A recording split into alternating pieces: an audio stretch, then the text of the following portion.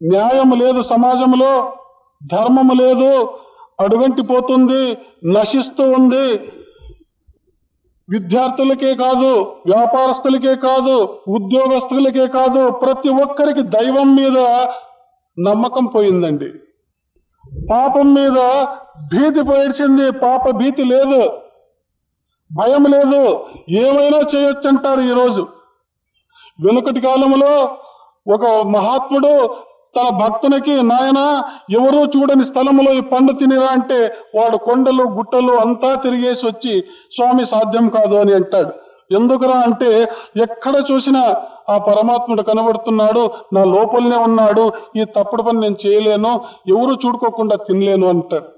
ఈరోజు విద్యార్థులు అంటారా, ఈరోజు వ్యాపారస్తులు అంటారా, ఈరోజు పెద్దలు అంటారా, పబ్లిక్ గా చేస్తామంటారు. న్యాయం అడుగంటిపోయింది. పోలీస్ స్టేషన్లో న్యాయం ఉందే? విద్యా సంస్థల్లో న్యాయం ఉందే? గురుకులాల్లో, గురువుల ఆశ్రమాల్లో న్యాయం ఉందే? ఒక గురువు 2 సంవత్సరాల క్రితం పూనాలో విధవరాలైన తన శిష్యురాలి ఇంటికి పోయి ఆమె ఆతిథ్యాన్ని అందుకొని ఆమె ఇంటిలో ఉన్నటువంటి అమూల్యమైన నగలు చూసి ఆ నగలు నాకు ఇచ్చే అంటాడు. ఏం స్వామి ఇట్లా అడుగుతారు? నగలు ఇస్తే నాకు బంధువులు ఉండరు, వాళ్ళు ఉండరు. నువ్వు ఇచ్చేసే, మొదట ఇచ్చేసే.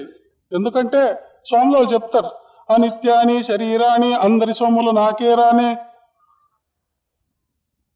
స్వాముల మంత్రం ఇది. అంతా అనిత్యమే.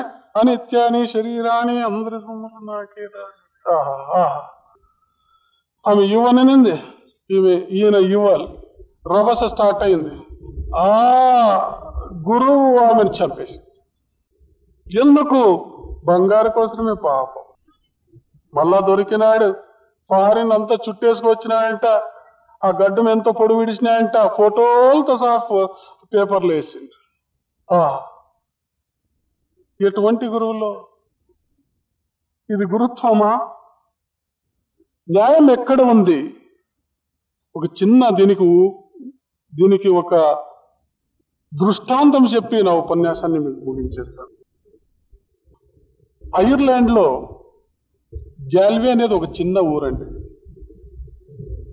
300-350 సంవత్సరాల క్రితం జరిగినటువంటి సంఘటన ఇది. చూడండి, ఒక నగరాధ్యక్షుడు ఉన్నాడు, జేమ్స్ లించ్ ఫిట్జ్ స్టీఫెన్ అని ఆయన పేరు. స్టీఫెన్ అని పిలిచేవాడు. ఆ కాలంలో నగరాధ్యక్షుడే అన్ని పనులు చేస్తుండేవాడు. ఆయనకు ఒక్క కొడుకు, భార్య లేదు, చనిపోయింది. అల్లారు ముద్దుగా పెంచినాడు ఆ కుమారుణ్ణి. పెద్దవాడైనాడు, యువకుడైనాడు. ఆయన ఒకసారి పొరుగురుకు పోయి తన స్నేహితుని యొక్క కుమారుణ్ణి తన ఇంటికి పిలుచుకొస్తాడు. మా ఇంట్లో కొంతకాలం ఉండిపోనాయన అని పిలుచుకొచ్చి ఇంట్లో ఇడుస్తాడు. ఆ పిల్లవాడు ఈ పిల్లవాడు స్నేహం ప్రారంభమవుతుంది. నేను ప్రేమించిన స్త్రీనే నీవు ప్రేమిస్తున్నావు అని చెప్పి ఆ స్టీఫెన్ కుమారుడు అంటాడు. అందుకు ఆ యువకుడు అంటాడు, నేను ఆమెను ప్రేమించలేదు, ఆమె మాటలు జరిగినాయి, నగరాధ్యక్షుని కుమారుడు కదా, తాను ఏమైనా చేయొచ్చు అని చెప్పి ఆ కొట్లాటల్లో ఆయన పొడిచి చంపేస్తాడు. గలాట అవుతుంది. తర్వాత విచారణకు తీసుకుపోతారు. తండ్రే విచారణ చెప్పాలి. ఆ కాలంలో ఆ లా ప్రకారం నిర్ణయం చెప్పేస్తాడు, ఈయనకి ఉరిశిక్ష వేయండి అని. ఒక్క కుమారుడు ధర్మపీఠంలో కూర్చున్నాడు. న్యాయపీఠం అది రాసేస్తాడు, ఈయనకి ఉరిశిక్ష వేయండి అని. అయితే ఎవరికి ధైర్యం లేదు ఉరిశిక్ష వేసేదానికి. ఊర్లో ప్రముఖులంతా వస్తారు. అయ్యా, ఒక్కగానొక్క కుమారుడు, నువ్వు క్షమించవచ్చు, నీకు ఆ శక్తి ఉంది, అర్హత ఉంది, కాబట్టి మాకు ఇష్టం లేదు, కాబట్టి ఎట్లయినా చేసి నీ కుమారుని క్షమించేసి. నా కుమారునికి ఒక న్యాయము, మీకొక న్యాయము ఎట్లా ఉంటుంది? ఉండదు. న్యాయం ఒక్కటే, నీతి ఒక్కటే. తప్పు చేసినాడు కాబట్టి వానికి శిక్ష పడవలసిందే. దీంట్లో మార్పు సాధ్యమే కాదంటాడు. ఊర్లో ప్రజలంతా వచ్చి స్ట్రైక్ చేస్తారు, చంపకూడదు అని. సాధ్యం కాదు. జైల్లో పెడతారు. ఉరిశిక్ష వేసే సమయం వస్తుంది.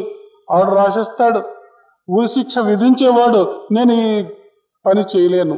ఆ పిల్లవాడిని చిన్నప్పటి నుంచి నేను చూసినాను, నేను ఎత్తుకున్నాను, నేను పెంచినాను, ప్రభు ఈ ఉద్యోగం పోయినా చింత లేదు, నేను చేయను అంటాడు.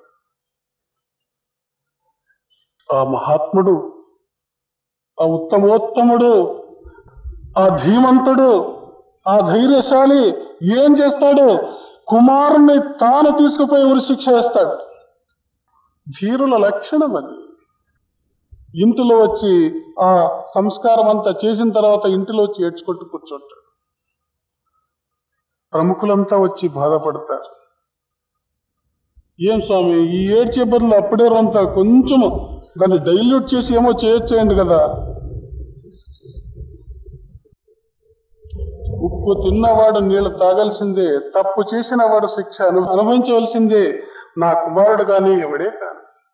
ఇది కావాల మా దేశంలో. ఇప్పుడు 2 సంవత్సరాల క్రితం ఈ రాయచూరు డిస్టిక్ లో ఒక మెజిస్ట్రేట్ న్యాయంగా చెప్పింటే రాత్రి ఆయన చంపేసినారు. ఆయన చనిపోయినా పర్వాలేదు, ఉత్తమోత్తముడు ఆయన. ఎందుకు? తన కర్తవ్యంలో లోపం లేదు. పుట్టినవాడు ఏ రోజు ఒకరోజు చనిపోతాడు వాడు, అయితే న్యాయంగా చేసినాడు, పేపర్లో అంతా వచ్చింది. ఇటువంటి ధీరులు, ఇటువంటి ఉత్తములు ఈ సమాజంలో ఈరోజు కావాలి. మీలో ఆ గుణాలు ఉన్నాయి, అవి పెంపొందించుకోండి, ఉత్తములుగా మారండి. ఈ సమాజాన్ని కొత్త మలుపు తిప్పి ఒక మంచి దారిలో తీసుకుపోయేదానికి నాయకులారా, విద్యావంతులారా, అధికారులారా, వ్యాపారస్తులారా శక్తి వంచన లేకుండా కృషి చేయండి.